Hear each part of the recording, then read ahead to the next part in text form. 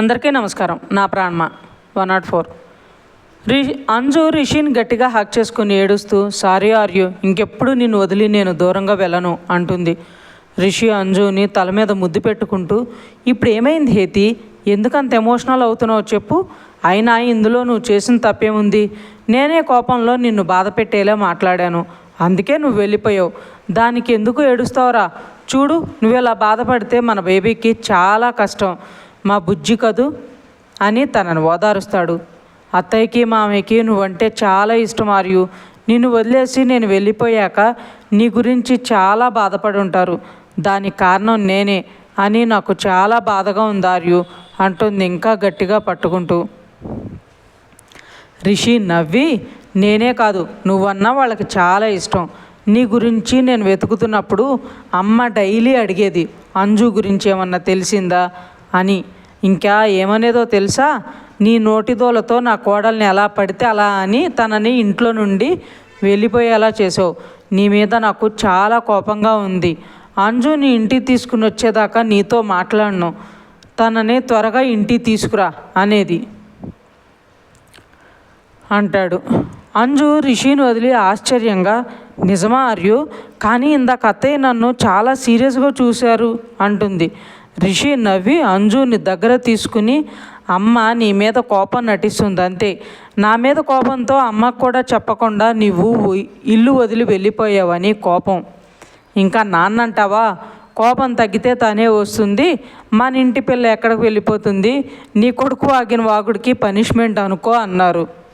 అవునా, అయితే నేను ఇప్పుడే అత్తయ్యతో మాట్లాడొస్తాను అని కిందకి పరిగెడుతుంటే రిషి గట్టిగా హేతి అని అరుస్తాడు. రిషి గట్టిగా అరిచేసరికి కిచెన్లో ఉన్న రేఖ గారు, బెడ్రూమ్లో ఉన్న శంకర్ గారు బయటకు వస్తారు. రిషి అరిచిన అరుపుకి అంజు భయపడి అక్కడే ఆగిపోతుంది. రిషి అంజు దగ్గరకు వెళ్ళి కోపంగా, కొంచెమన్నా తెలివుందా నీకు,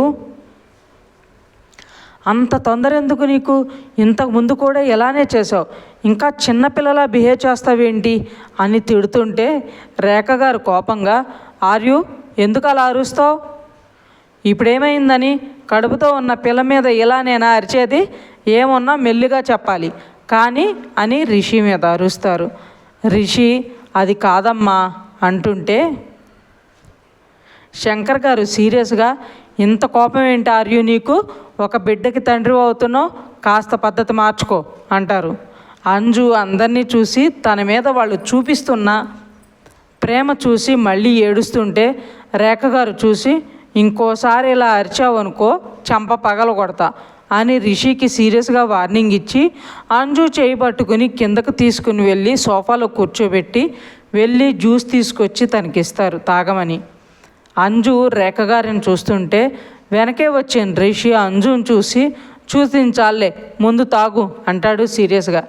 రేఖ గారు రిషి వైపు ఉరిమి చూస్తుంటే రిషి తడబడి, అది కాదమ్మా, ఈ తిక్కది నీతో మాట్లాడాలని ముందు వెనక ఆలోచించకుండా పరిగెడుతూ వస్తుంది. ఇంతకుముందు ఇలాగే పరిగెడుతూ కింద పడిపోతే అశ్విన్ పట్టుకున్నాడు. చిన్నపిల్లనా ఏమన్నా, తన కడుపులో ఇంకో బిడ్డను మోస్తుంది, కాస్త జాగ్రత్తగా ఉండాలి కదా, అందుకే అరిచాను అని సంజాయిషి ఇస్తాడు. రేఖ గారు అవునా అన్నట్లు అంజు వైపు చూస్తే అంజు తలదించుకుంటుంది.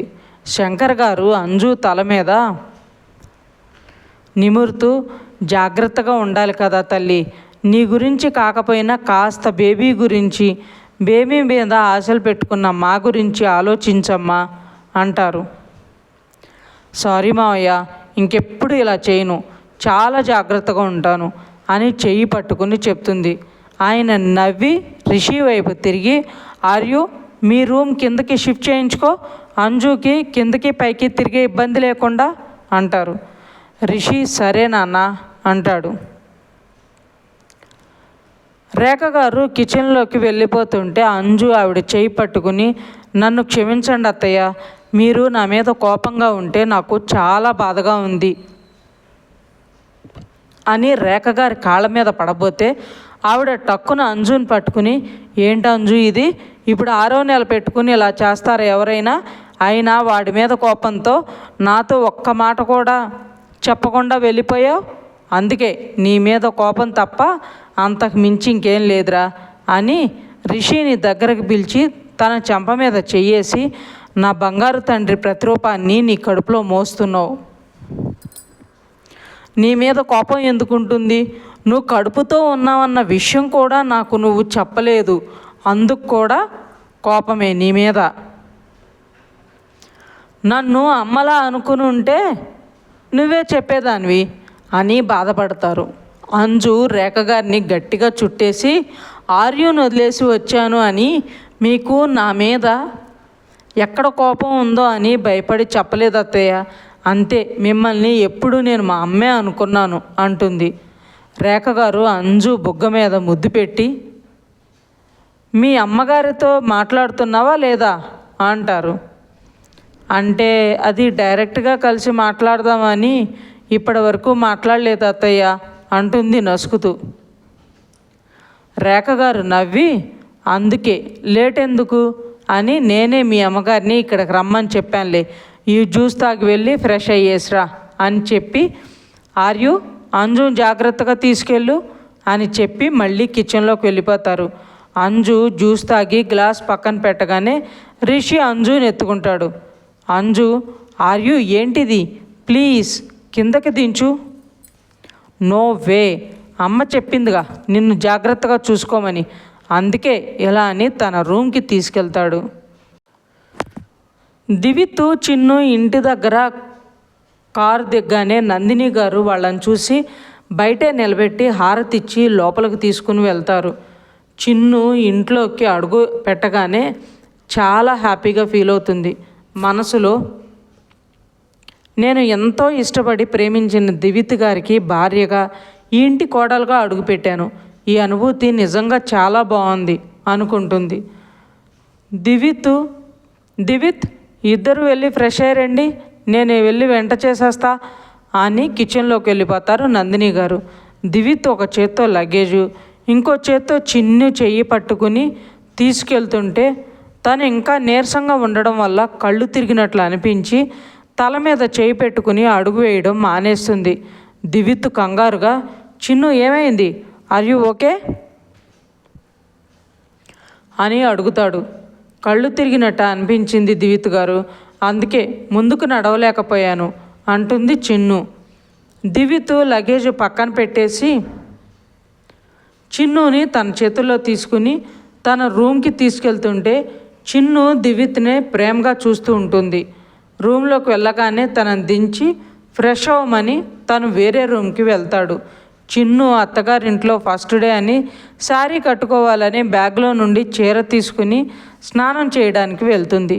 దివిత్ వేరే రూమ్లోకి వెళ్ళి కాసేపు ఆఫీస్ కాల్ మాట్లాడి ఫ్రెష్ అయ్యి బయటికి రాగానే నందిని గారు వంట అయ్యింది, చిన్నుని తీసుకురమ్మని చెప్తారు.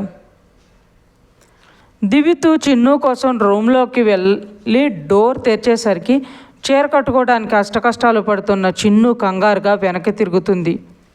దివిత్, సారీ చిన్ను, చూసుకోలేదు అని బయటికి వెళ్తాడు. చిన్ను ఎంతసేపటికి రాకపోయేసరికి ఈసారి డోర్ నాక్ చేస్తాడు. చిన్ను ఏడుపు మొహం పెట్టుకుని, దివిత్ గారు కాస్త అత్తయ్యని పిలుస్తారా అంటుంది. దివిత్ చిన్ను వయసులో చేంజ్ చూసి తను ఏడుస్తుందేమో అనుకుని చిన్ను ఏ పొజిషన్లో ఉందో మర్చిపోయి టెన్షన్గా లోపలికి వెళ్ళి చిన్ను మొహాన్ని దోసిట్లో తీసుకుని, చిన్ను ఏమైంది, ఎందుకు ఏడుస్తున్నావు, తలనొప్పిగా ఏమన్నా ఉందా, బావ చెప్పాడు అప్పుడప్పుడు తలనొప్పి ఎక్కువగా వస్తుంది, ట్యాబ్లెట్ వేయమని, వెళ్ళి తీసుకురానా అని అడుగుతుంటే చిన్నుకి ఏం చెప్పాలో తెలియక సిగ్గుతో కళ్ళు దించేసి తల అడ్డంగా ఊపుతూ చీర అని చెప్పలేక చెప్తుంది. దివిత్ చీర అని అప్పుడు చూస్తాడు చిన్నుని. తను చుట్టుకున్న చీరను చూసి దివిత్కి నవ్వు వస్తుంటే చిన్ను ఫీల్ అవుతుందని కష్టంగా నవ్వును ఆపుకొని, చీరని ఇలా కూడా కట్టుకుంటారని నాకు ఈరోజే తెలిసింది, చాలా ఫ్యాషన్గా కట్టావు తెలుసా, మోడల్స్ చూస్తే నాకు కూడా ఇలానే కావాలి, అలానే కట్టమని అడుగుతారు తెలుసా అంటాడు. చిన్ను అలిగినట్లు ఫేస్ పెట్టి, మీరు నన్ను ఎగతాళి చేస్తున్నారు కదా అంటుంది.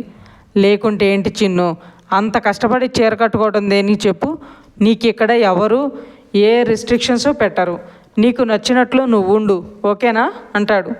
దివిత్ చిన్ను తలదించుకుని, అత్తగారింట్లో ఫస్ట్ రోజు కదా, అందుకు చీర కట్టుకుందామని తీశాను, కానీ నాకు కట్టుకోవడం రాదు, యూట్యూబ్లో చూస్తున్నా నాకు సరిగా రావడం లేదు అంటుంది.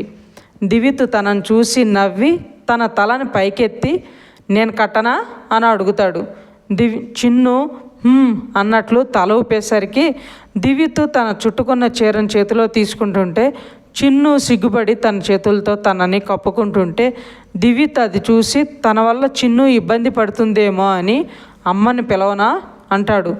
చిన్నుకి దివిత్ ఏమో ఆలోచిస్తున్నాడో అర్థమయ్యి తలెత్తకుండానే మీరే కట్టండి అంటుంది కొంచెం చిన్నగా. దివిత్ నవ్వుకుని చీర ఎలా కట్టాలో తనకు కూడా యూట్యూబ్లో చూసి చిన్నుకి చీర ఎలా కట్టాలో చూపిస్తూ తనకు కట్టేస్తాడు. దివిత్ చీర కట్టాక చిన్నుని అద్దం ముందర తీసుకెళ్ళి తనకు చూపిస్తాడు. చిన్ను అద్దంలో తనను తాను చూసుకోకుండా దివిత్ని ప్రేమగా చూస్తూ ఉంటుంది. దివిత్ అది గమనించి చిన్నుని వెనక నుండి హగ్ చేసుకుని తన భుజం మీద తలపెట్టి, చీర బాగా కట్టానో లేదో చెప్పలేదు నా శ్రీమతి గారు అంటాడు. చిన్ను తన భుజం మీద ఉన్న దివిత్ వైపు తల తిప్పి బొగ్గ మీద ముద్దు పెట్టి, చాలా బాగా కట్టారు అని సిగ్గుపడి తన మొహాన్ని చేతుల్లో దాచుకుంటుంది. వీళ్ళు ఎంతసేపటికి రాలేదని వాళ్ళని పిలవడానికి వచ్చిన నందిని గారు దివిత్ చిన్ను చీర కట్టడం చూసి నవ్వుకుంటూ కిందకు వెళ్ళిపోతారు. అశ్విన్ నిద్రపోతుంటే ధృతి మార్నింగ్ 5కే లేచి కింద పడుకొని ఉన్న అశ్విన్ దగ్గరకు వెళ్ళి తనను లేపుతుంది. అశ్విన్ నిద్రలోనే ధృతిని మీదకు లాక్కొని కళ్ళు తెరవకుండానే తన మొహం అంతా ముద్దులు పెడుతూ, లవ్ యూ బుడ్డి, లవ్ యూ సో మచ్ రా అని ధృతి ఫేస్ని చేతుల్లో తీసుకుని లిప్ లాక్ చేయడానికి పెదవుల దగ్గరకు వెళ్ళగానే ఫట్ మన్ సౌండ్ రాగానే అశ్విన్ ఒక చెయ్యి చెంప మీద పెట్టుకుని కళ్ళు తెరిచి తన మీద ఉన్న ధృతిని చూసి, బుడ్డి నువ్వేంటి నా మీద, అవును ఇందాక నువ్వేమైనా కొట్టావా అని అడుగుతాడు. ధృతి అశ్విన్ మీద నుండి లేవబోతుంటే తను మళ్ళీ తన పైకి లాక్కుని, ఇలానే బాగుంది బుడ్డి, ఇంకొంచెం సేపు ఉండవా ప్లీజ్ అని అడుగుతాడు. ధృతి సీరియస్గా, నీ యాక్టింగ్ ఆపేసి తమరు లేచి వెళ్ళి వంట చేయండి అంటుంది. అశ్విన్ మనసులో, దీనికి ఎలా తెలిసిందబ్బా నేను నిద్రపోతున్నట్లు యాక్టింగ్ చేశానని, కనిపెట్టేసింది రాక్షసి అనుకుంటాడు.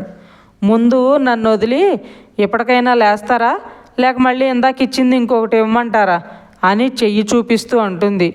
అశ్విన్ ధృతిని వదిలేసి, వద్దు బుడ్డి లేస్తున్నా అని లేచి వాష్రూమ్కి వెళ్తూ ఆగి వెనక్కి తిరిగి, నేను వంట చేయటం అత్తమ్మ చూస్తే బాగోదేమో బుడ్డి అంటాడు.